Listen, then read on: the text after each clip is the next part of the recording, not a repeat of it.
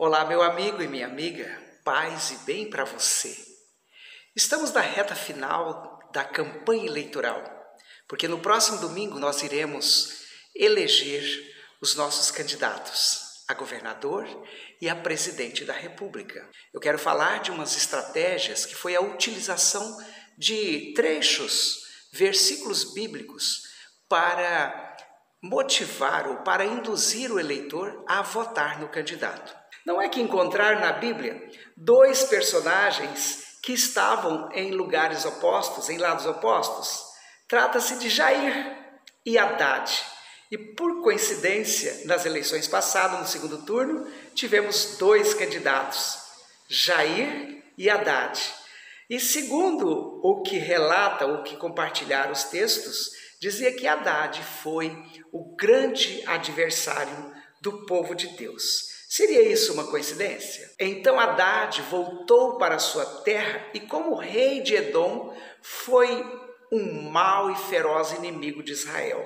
O segundo texto diz que em seguida apareceu Jair, da terra de Gileade, e Jair foi um líder de Israel durante 22 anos. No Antigo Testamento aparecem esses personagens com esses dois nomes, Jair no livro de Juízes e Haddad no primeiro livro de Reis. Teve gente que foi lá, leu e saiu pregando que Jair era bom, defensor de Israel, e Haddad, mau, inimigo de Israel. Então, se a Bíblia disse, está claro que o enviado de Deus é Jair Bolsonaro e contra Deus é Fernando Haddad. Repetiu-se a exaustão este versículo bíblico em igrejas e em redes sociais, Facebook, WhatsApp.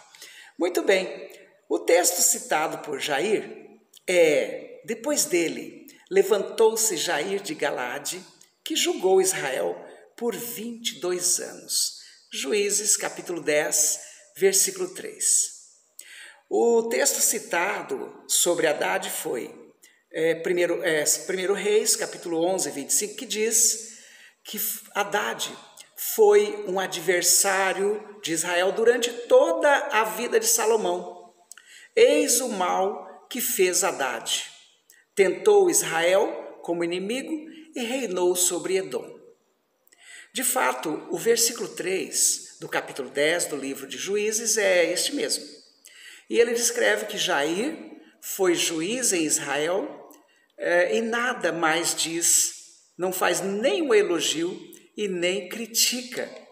Porém, o versículo seguinte, que é o 4, descreve surpreendentemente Jair, não mencionado pelos propagandistas do Jair, que ele tinha 30 filhos, que montava 30 jumentos e possuíam 30 cidades, chamadas ainda hoje de Aduares de Jair, na terra de Galaade.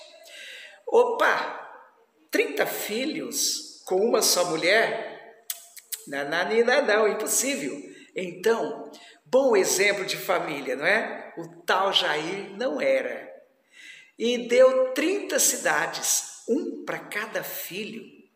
Usou seu poder de juiz para beneficiar a família.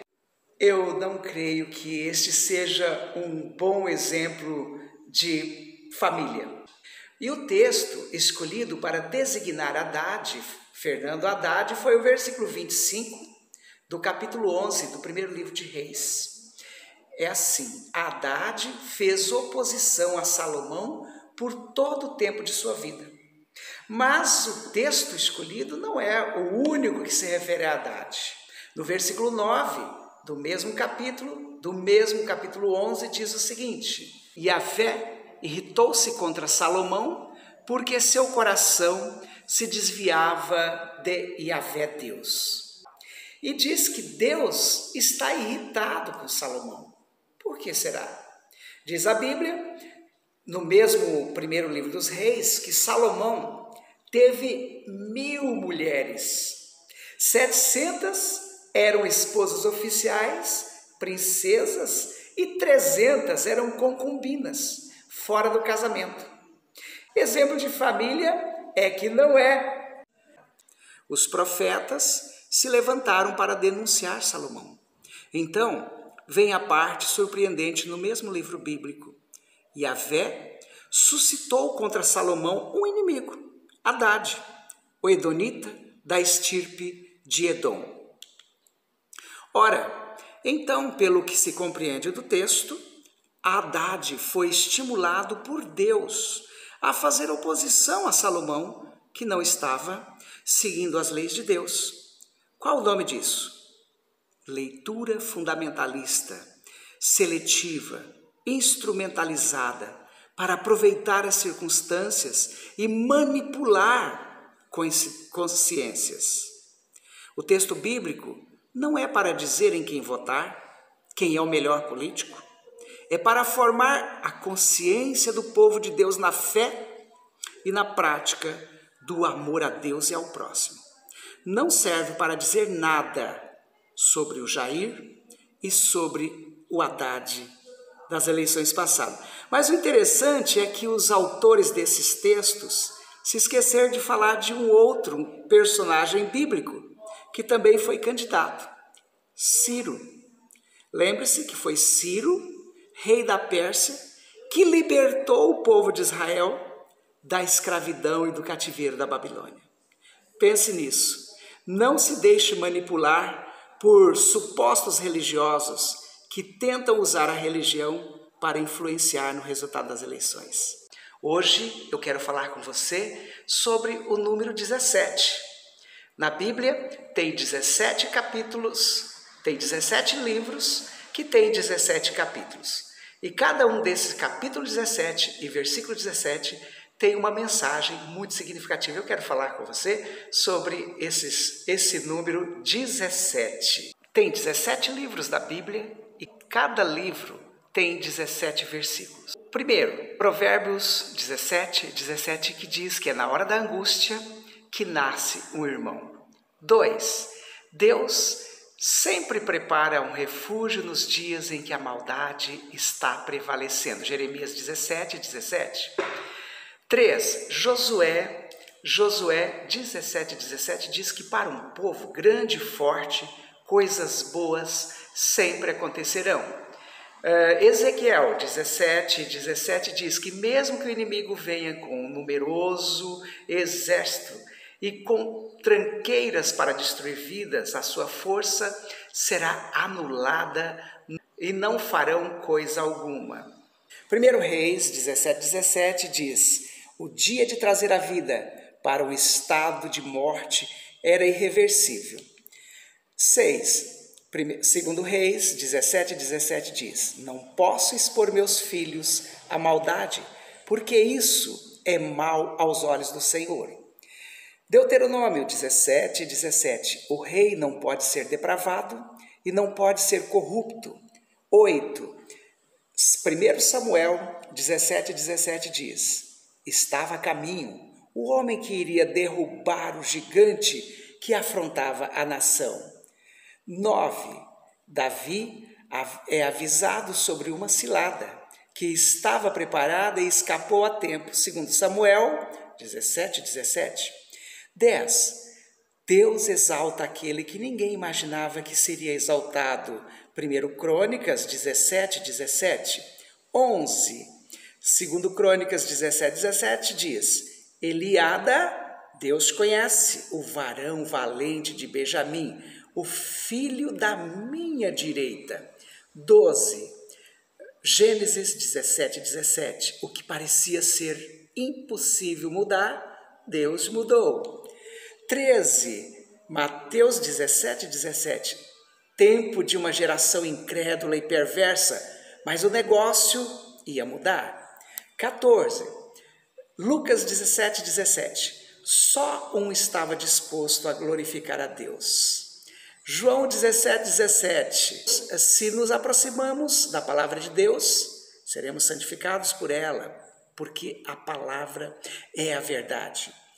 16, Atos 17, Galho, procônsul, viu um homem ser atacado e ferido na frente do seu tribunal e não se incomodou com o que viu. 17, Apocalipse 17, Quando desprezamos a Deus, Ele mesmo permite que o governante seja de acordo com seus intentos, com os intentos dos homens que o desprezaram, até que a sua palavra se cumpra. Então, meu amigo e minha amiga, estes foram os versículos bíblicos que induziram as pessoas a votarem no número 17 em 2018. Essa mensagem eu recebi no dia das eleições pelo WhatsApp, que dizia assim: hoje eu vou votar de acordo com a palavra de Deus. Você acabou de ver alguns versículos bíblicos que foram utilizados como estratégias para a eleição de 2018. Mas e agora, 2022? Quais são os textos bíblicos que estão sendo utilizados para convencer o eleitor a votar no candidato desses mesmos apoiadores? Eu quero falar de Apocalipse. O livro escolhido foi Apocalipse 13 e o Apocalipse 22. Veja o que diz estes versículos. Como você pode ver, há uma intencional utilização da Bíblia para manipular o povo, induzir o povo a acreditar que o candidato que se enquadra no capítulo 13 de Apocalipse é do mal, é a besta do Apocalipse, que vai fazer o mal, tem 10 chifres, que vai usar o poder para maltratar o povo. Já em Apocalipse 22, mostra que o anjo mostrou um rio de água viva, um novo céu, uma nova terra, um paraíso. Vejam que esta é uma prática satânica que Satanás utilizou, inclusive para tentar Jesus no deserto, utilizando textos bíblicos para alcançar os seus propósitos. Pense nisso, reflita, vote em quem você quiser. Não se deixe influenciar por este ou aquele. Não existe essa. Deus não determina, Ele nos dá a plena liberdade para escolher em quem devemos votar.